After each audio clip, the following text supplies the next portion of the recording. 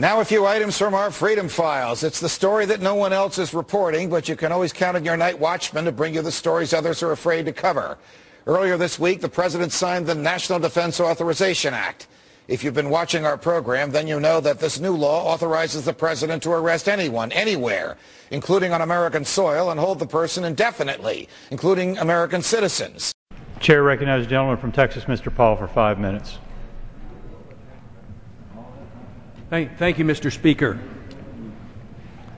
Mr. Speaker, I rise today to introduce a very simple piece of legislation to repeal the infamous Section 1021 of the National Defense Authorization Act, quietly signed into law by the President on New Year's Day.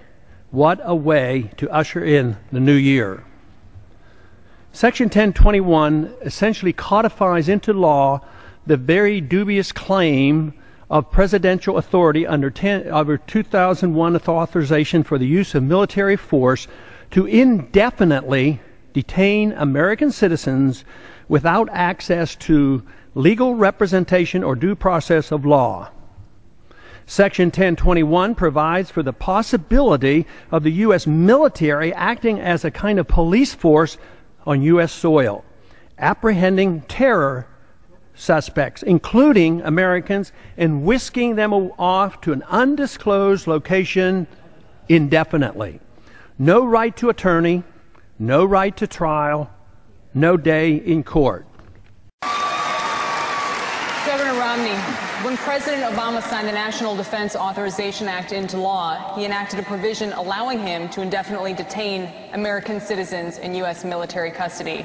Many, including Congressman Paul, have called this unconstitutional. At the same time, the bill did provide money to continue funding U.S. troops. Governor Romney, as president, would you have signed the National Defense Act as written? Yes, I would have, and I do believe that it's appropriate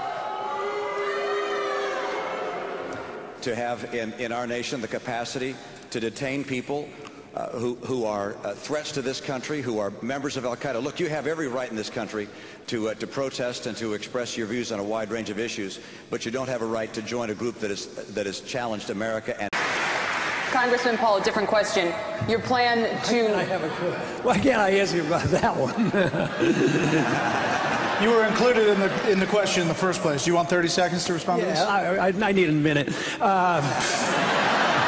No, I think we're going in the wrong direction for the protections of our liberties here at home. They're under deep threat. The Patriot Act has eliminated the Fourth Amendment. We now have a policy of preemptive war. You don't have to declare war, and you don't even have to have an enemy. We can start the wars. That's what preemptive war is all about. Now, with the Military Appropriation Defense Act, this is major. This says that the military can arrest an American citizen for under suspicion, and he can be held indefinitely without habeas corpus and denied a lawyer indefinitely, even in a prison here.